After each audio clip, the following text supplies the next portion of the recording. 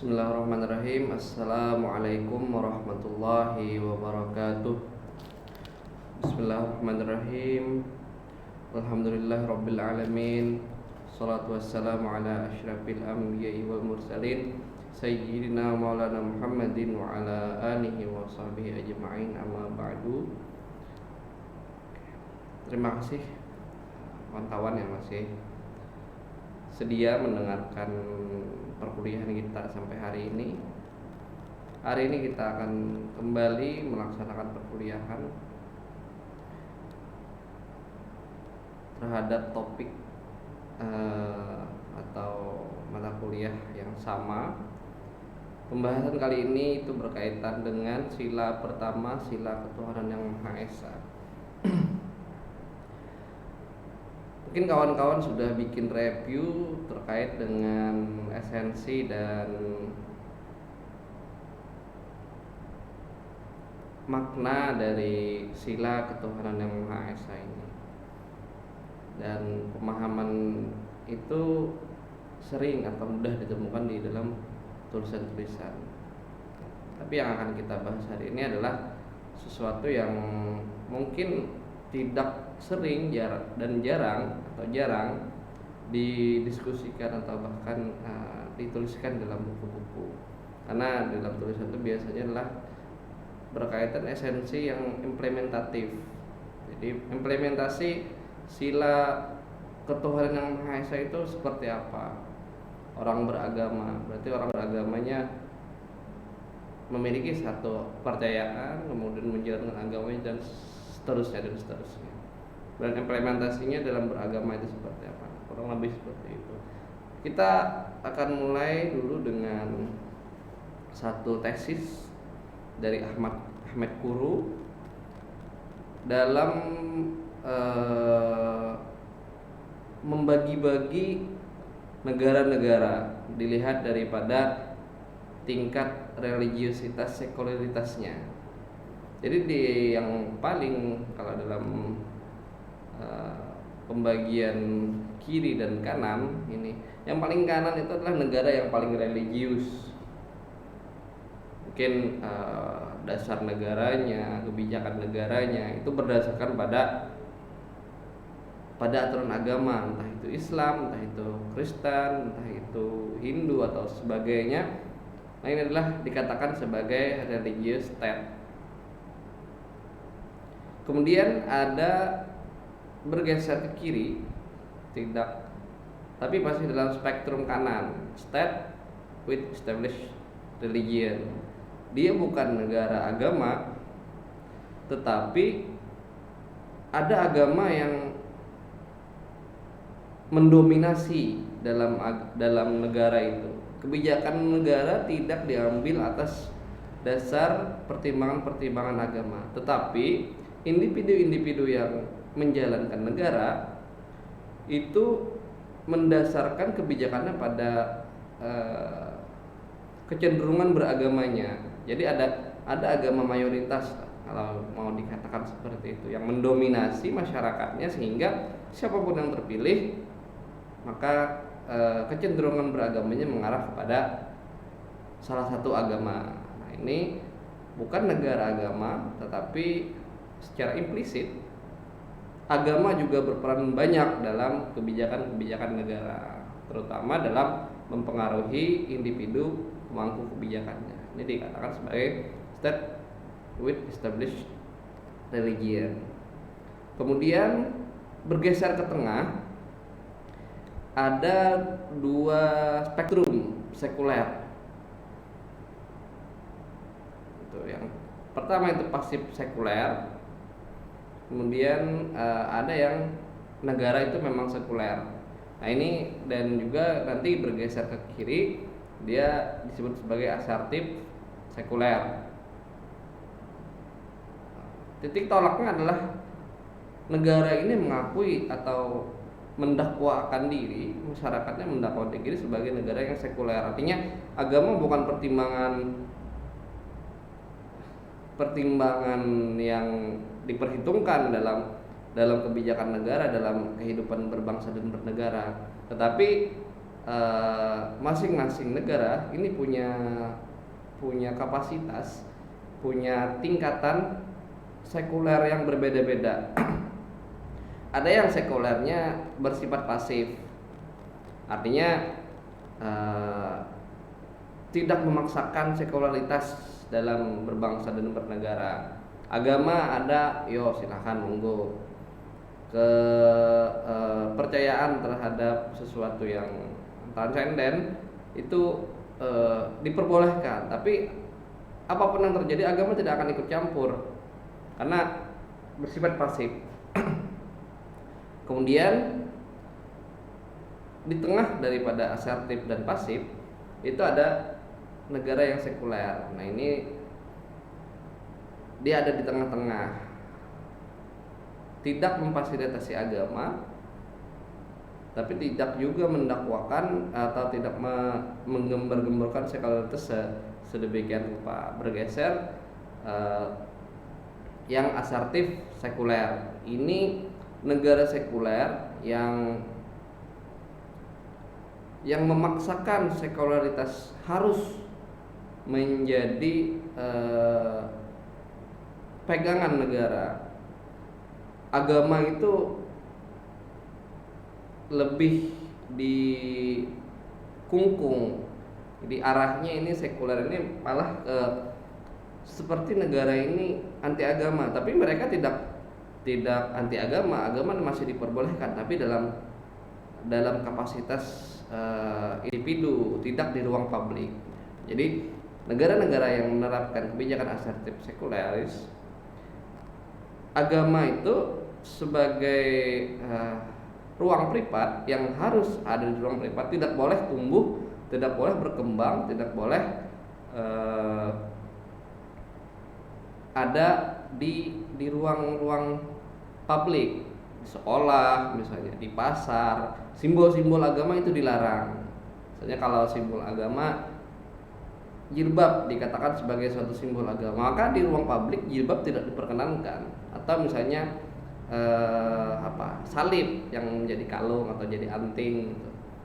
Jika itu dianggap sebagai simbol agama, maka itu tidak diperbolehkan ada di ruang publik. Beda dengan secular state tadi.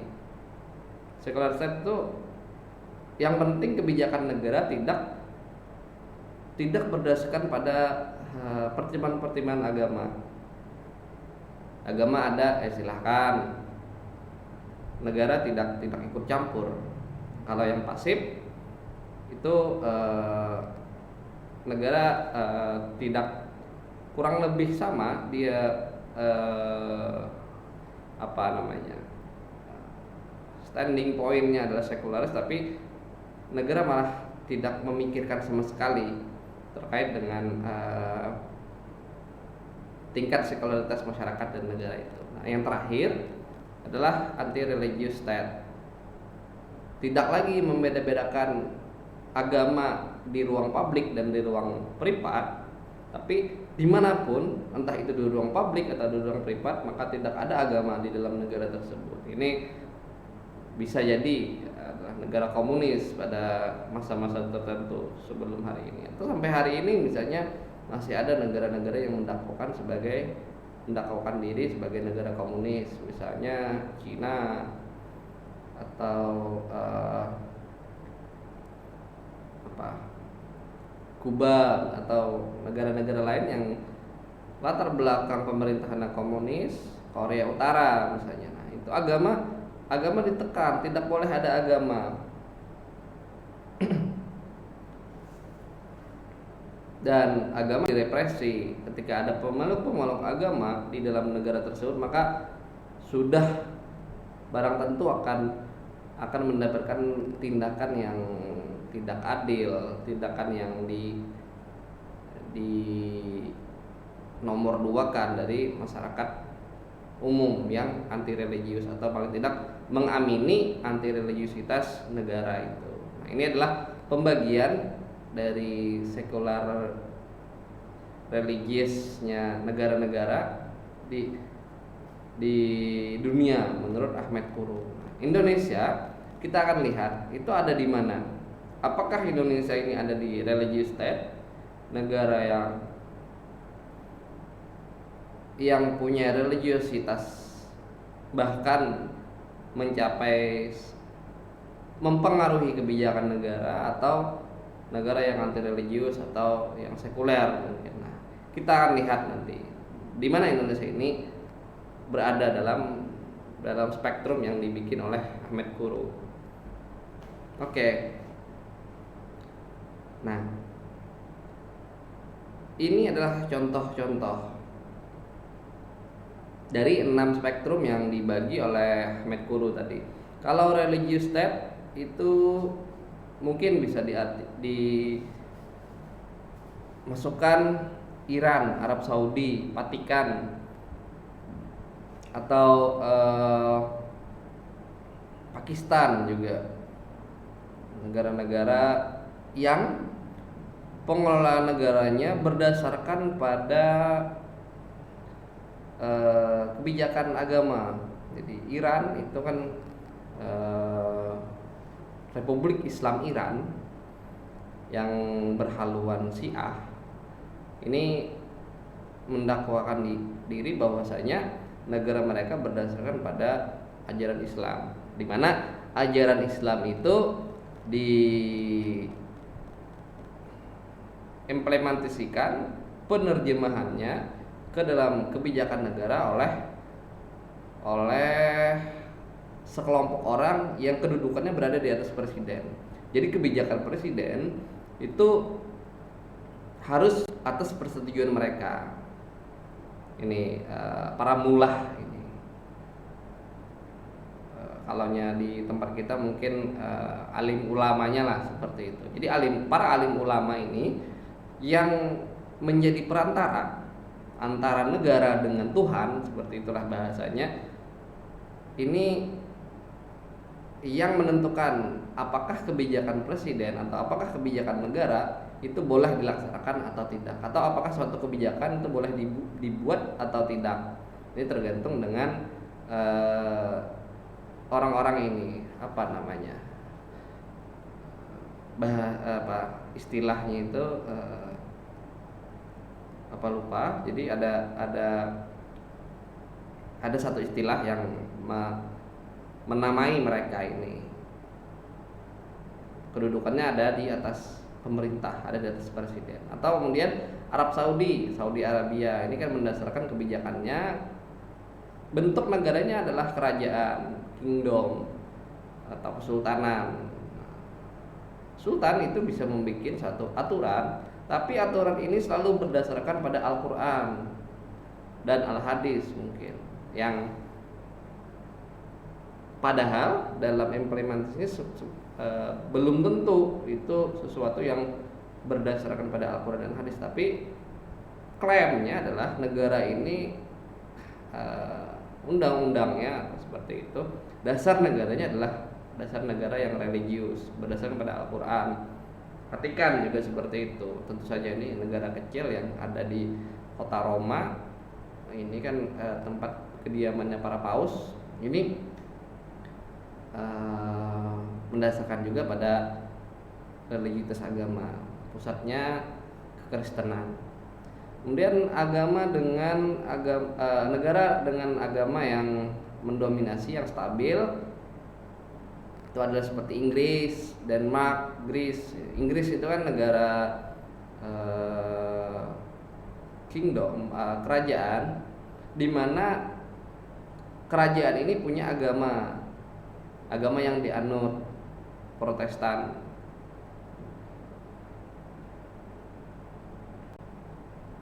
Meski negaranya adalah negara yang sekuler, tapi kebijakan-kebijakan tentu akan dipengaruhi sedikit banyak oleh agama yang dianut oleh pemangku kebijakannya, dalam hal ini keluarga kerajaan dan pemerintahnya. Begitu juga dengan Denmark, begitu dengan Yunani. Kemudian ada negara pasif sekuler seperti Amerika. Mau beragama atau tidak itu urusan kalian. Kita tidak akan terlibat dengan urusan agama-agama ini. Kalau mau bikin masjid silakan, kalau mau bikin gereja silakan, tapi bayar pajak. seperti itu. Jadi urusan agama itu silakan hadir di ruang publik, tapi negara tidak akan ikut campur. Ketika ada permasalahan terkait dengan urusan agama, itu sama seperti misalnya urusan dalam bidang-bidang yang lain. Ketika ada pertentangan, ada perkelahian, maka negara mengurusnya seperti perkelahian pada umumnya atau pada pertentangan pada umumnya. Negara tidak akan melihat itu sebagai suatu permasalahan agama. Itu hanya sebagai satu permasalahan di tengah masyarakat.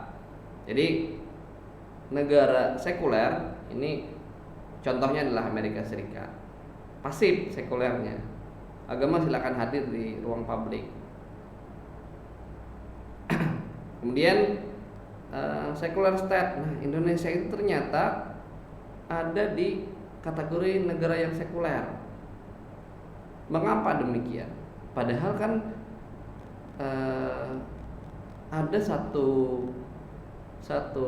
term dalam dasar negara yang menyatakan bahwa negara ini adalah negara yang berketuhanan. Bagaimana bisa dia? Dan juga negara ini sangat sibuk dalam mengurusi orang-orang beragama. Nah, tapi kenapa ini dimasukkan sebagai secular state? Pertama, itu dilihat dari dasar negaranya. Oke, orang Indonesia itu mayoritasnya adalah mayoritas penganut agama Islam, mayoritasnya Muslim.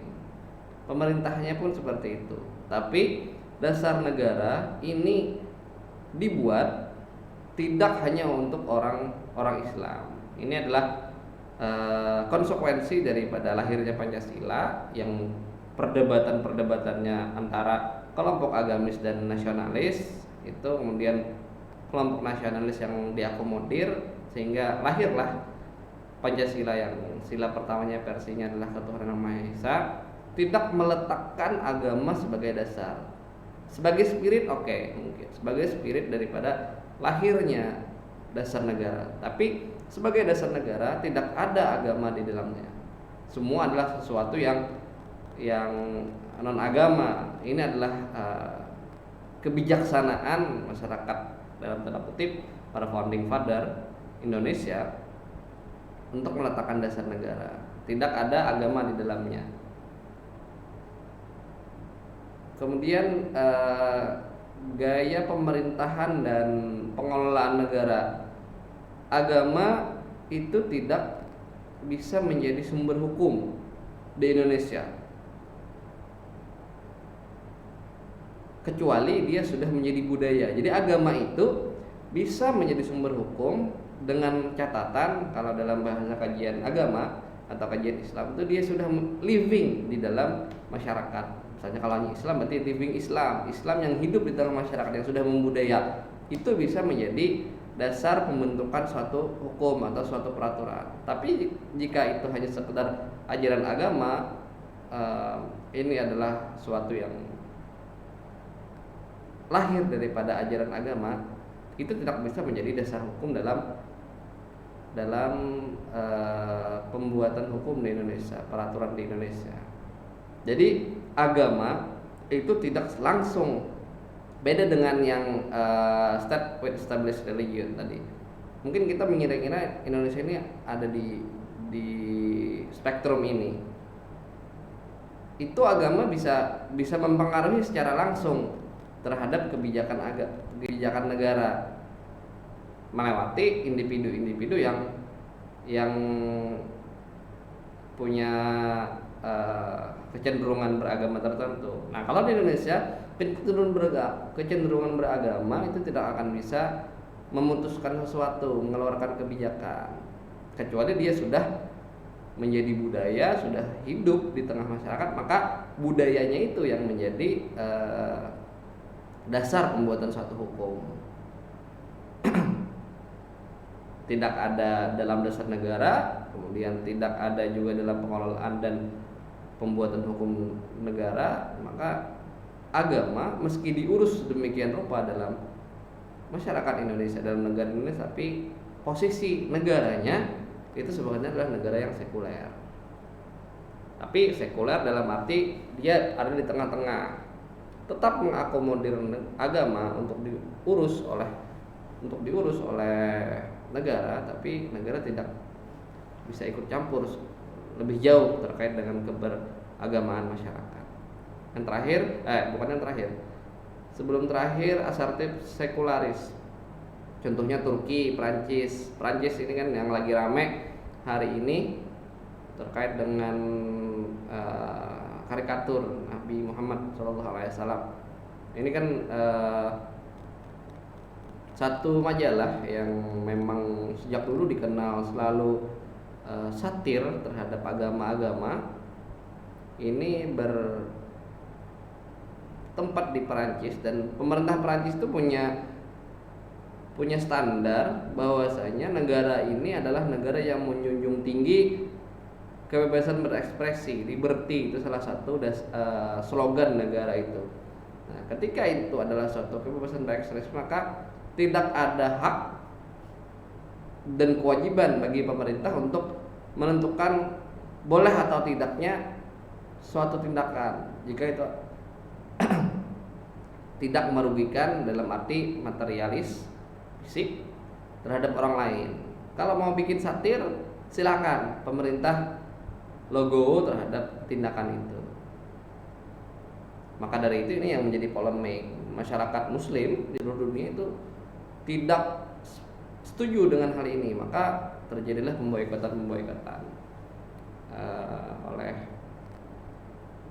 oleh masyarakat muslim terhadap produk-produk Prancis. Dan ini juga salah satu kebebasan berekspresi dari masyarakat. Jadi kebebasan berekspresi dibalas oleh kebebasan berekspresi. Kalau pemerintah Prancis tidak mau ikut campur terhadap penerbitan karikatur itu, maka ada kebebasan berekspresi yang bisa dilakukan untuk melawan kebebasan berekspresi tersebut dengan tidak membenarkan tindakan anarkis dan kekerasan. Di Prancis itu kan sekolah tidak memperbolehkan penganut Islam untuk para perempuan untuk mengenakan kerudung, karena dianggap sebagai simbol muslim, simbol agama. Kemudian kalung salib atau hal-hal yang lain itu sudah diperbolehkan ada di ruang publik. Ruang privat silahkan. Jadi ada pemaksaan nilai-nilai sekuler di dalam bernegara. Turki juga seperti itu pada masa-masanya. Kalau hari ini agak ke kanan-kananan Turki, karena Turki ini kan sama seperti Perancis, mudah dalam perubahan pemerintahan. Perancis itu sudah 5 kali menjadi republik. Turki itu sudah berapa kali berpindah haluan politik. Ketika pemimpinnya berubah, maka haluan politiknya juga berubah. Perancis itu seperti itu juga. Jadi berapa kali merdeka sebagai republik, di tengah-tengah di antara-antaranya itu juga dikembalikan lagi menjadi negara kerajaan. Nah, oleh karena itu Perancis menginginkan tidak ada agama yang bisa mengatur negara, dan sangat keras gitu. Oke, kita sedikit keluar dari pembahasan.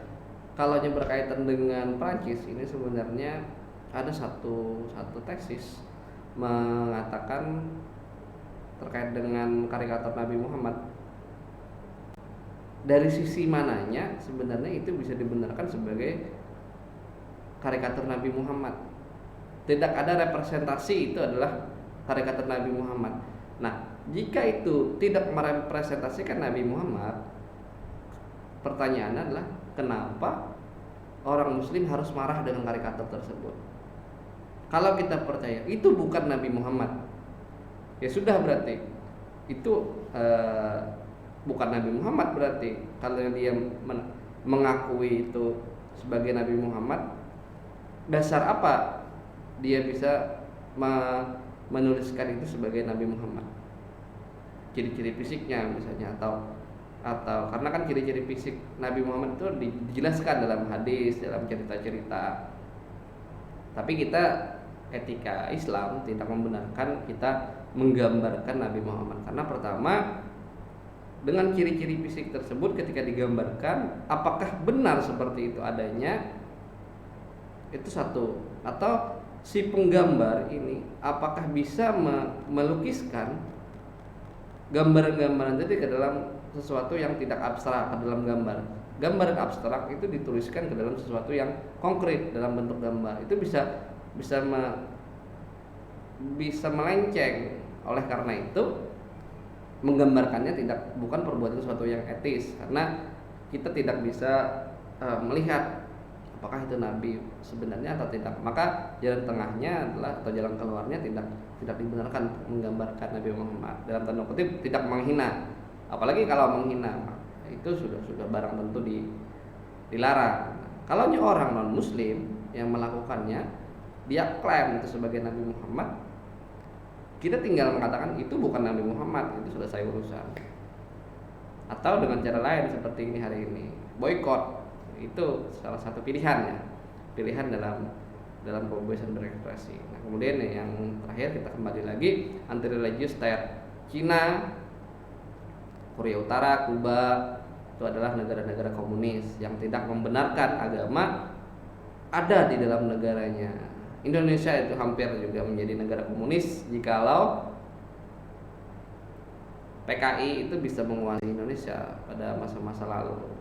Syukur-syukur, alhamdulillah kita para alim ulama, para pejuang kita masih mempertahankan, dan juga mungkin kontribusi dari militer yang bertentangan dengan kelompok PKI ini.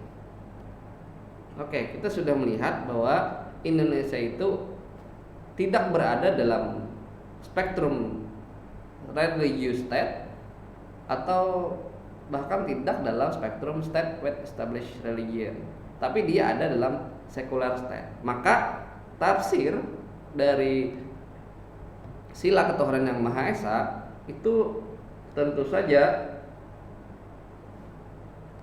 harus ditafsirkan secara sekuler, tidak secara agamis. Artinya dalam posisi yang senetral-netral mungkin. Nah, tafsirnya seperti ini. Ada yang pertama menafsirkan sila ketuhanan yang Maha Esa itu adalah diartikan adalah seluruh masyarakat Indonesia itu harus menganut agama tertentu yang diakui oleh negara. Kalau dulu ada 5, sekarang ada 6. Kemudian ditambahkan lagi aliran kepercayaan. Berarti kalau dulu berarti menjalankan sila pertama ini adalah ketika masyarakat Indonesia itu memeluk salah satu dari 5 agama, atau setelahnya itu salah satu dari 6 agama. Berarti ini ada pergeseran nih, ada toleransi dalam tafsir beragamanya masyarakat. Ada penambahan agama, berarti dinamikanya berjalan, masyarakat kita berkembang, atau paling tidak pemangku kebijakan kita melihat sesuatu secara lebih luas. Kemudian aliran kepercayaan itu dirangkul juga, artinya tidak beragama salah satu yang 6 yang resmi, tapi dia percaya pada aliran kepercayaan tradisional, agama-agama lokal, misalnya keharingan atau agama-agama lain lah seperti itu, yang tidak bersifat umum dalam masyarakat kosmopolitan, tapi hanya bersifat lokal di tempat-tempat tertentu. Nah, ini yang dikatakan sebagai masyarakat yang berketuhanan yang Maha Esa adalah masyarakat yang beragama. Pertanyaannya adalah bagaimana dengan orang-orang yang tidak percaya pada agama, tapi dia percaya pada Tuhan? Ada satu entitas di luar sana yang dikatakan sebagai Tuhan. Bahasa manusia adalah Tuhan, tapi dia tidak percaya pada agama. Mungkin banyak alasan dia tidak percaya pada agama. bobroknya orang-orang beragama hari ini adalah salah satu penyebab ada orang yang tidak percaya pada agama. Bagaimana agama menciptakan peperangan misalnya, salah satu sudut yang bisa dilihat. Atau bagaimana agama saling bertengkar, agama saling memperebutkan kekuasaan atas nama agama ya, bukan agamanya tapi masyarakat beragama atas nama agama itu saling bertikai. Nah, ini yang membuat orang-orang tidak percaya pada agama, tapi mereka percaya pada adanya sosok, adanya entitas yang bisa dikatakan sebagai Tuhan. Bisa agama cinta bahasanya, atau agama yang lain lah,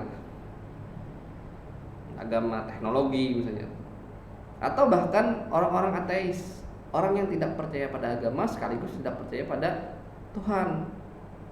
Tidak ada hal-hal yang metafisis, semua adalah hal-hal yang materialis. Nah, bagaimana dengan orang-orang ini ketika ada atau bahkan warga negara Indonesia yang berkepercayaan seperti ini, agnostik, tidak beragama tadi tapi percaya pada Tuhan, atau ateis, tidak percaya pada Tuhan sama sekali? Apakah mereka tidak menjalankan sila Tuhan yang Maha Esa? Berarti mereka bukan manusia yang Pancasilais.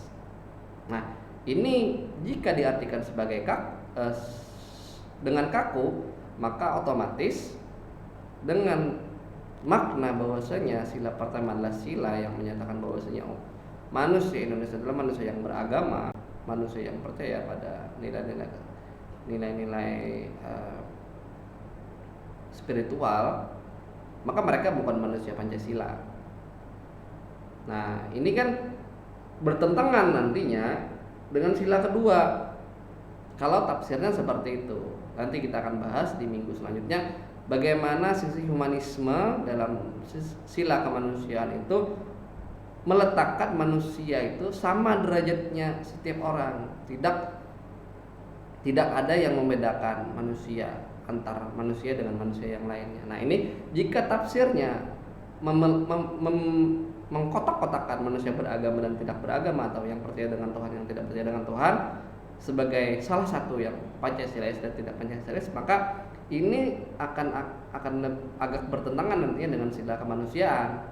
Nah, maka dari itu ada perkembangan penafsiran atau perkembangan pemaknaan terhadap sila ini.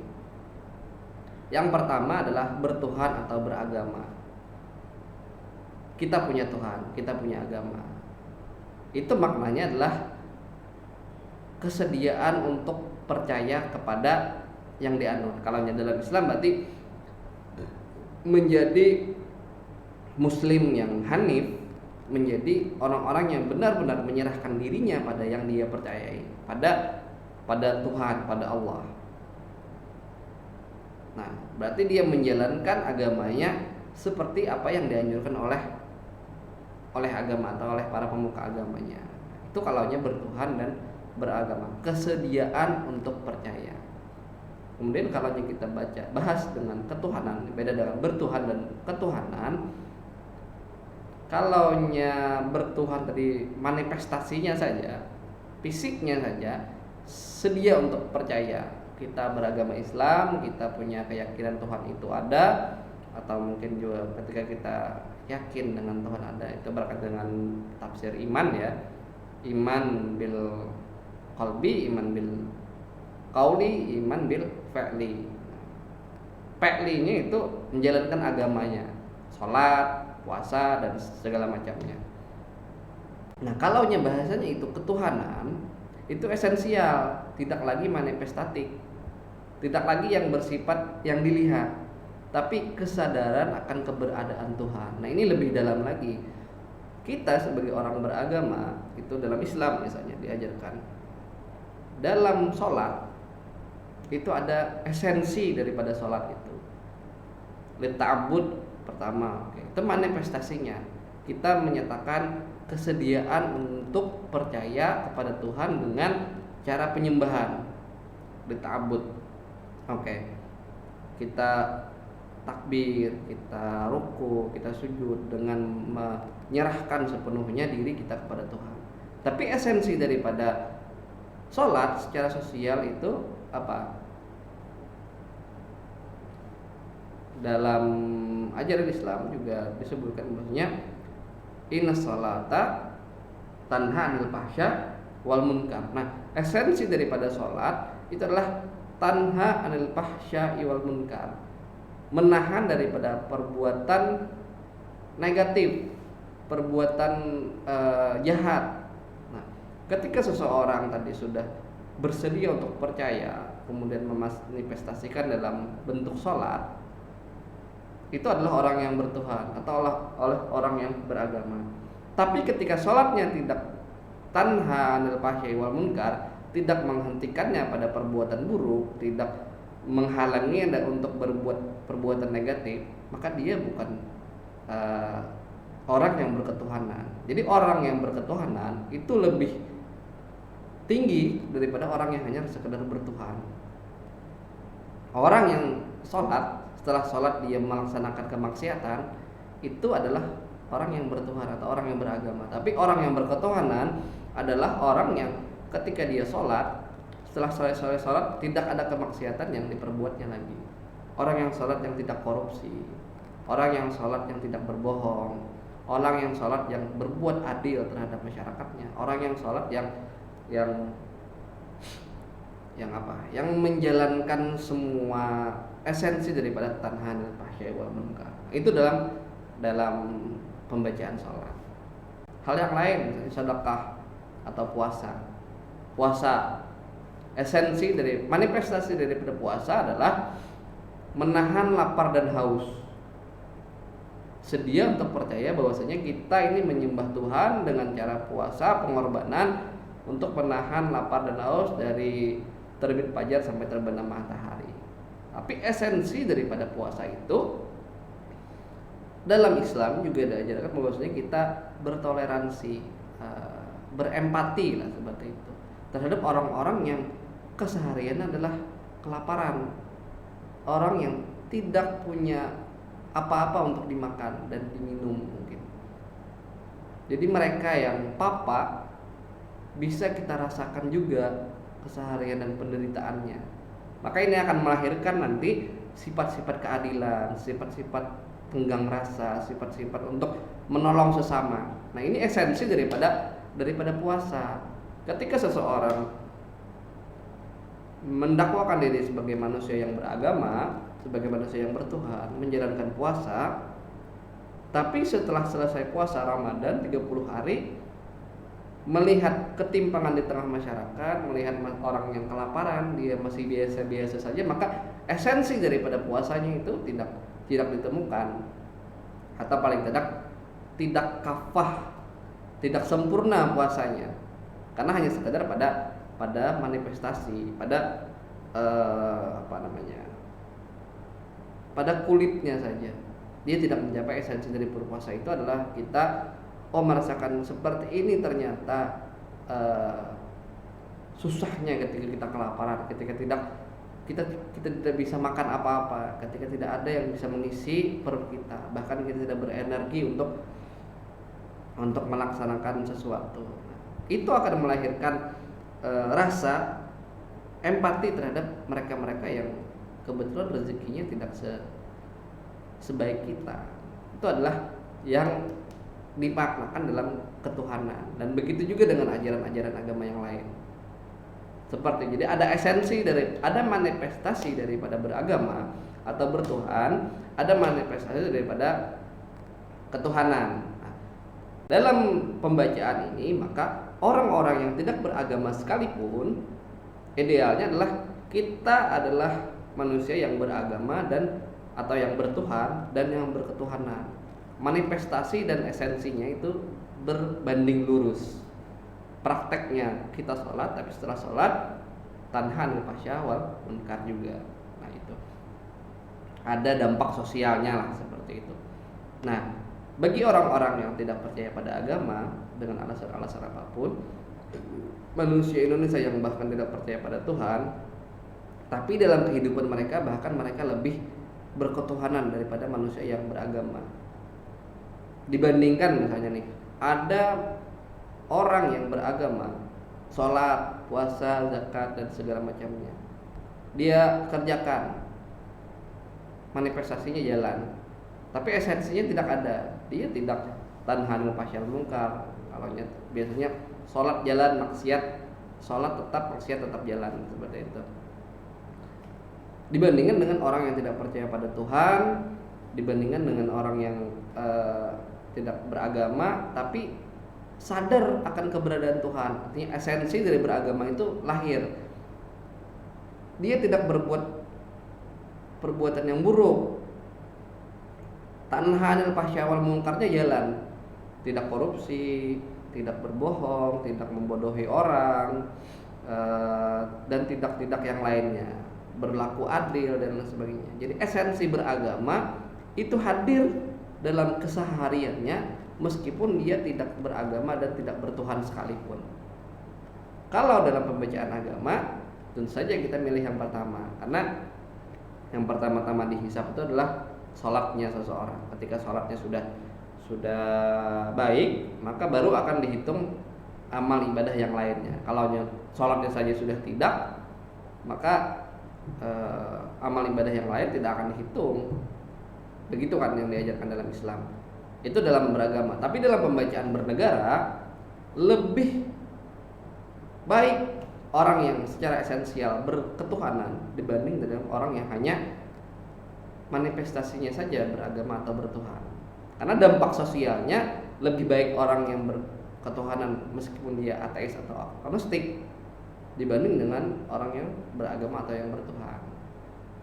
Dampak sosial berarti terhadap perkembangan masyarakat, terhadap peran negara terhadap masyarakat itu lebih dapat dilihat. Maka dari itu yang kita lihat adalah sila ketuhanan yang Maha Esa dengan bahasa ketuhanan itu sendiri bukan merujuk pada beragama atau tidaknya seseorang atau bertuhan atau tidaknya seseorang dalam arti manifestasi beragama dan bertuhan, tapi adalah esensi daripada beragama dan bertuhan itu adalah berketuhanan, kesadaran akan keberadaan Tuhan yang esensial, pesan yang Tuhan ingin sampaikan melewati ibadah itu apa, itu yang diinginkan oleh negara.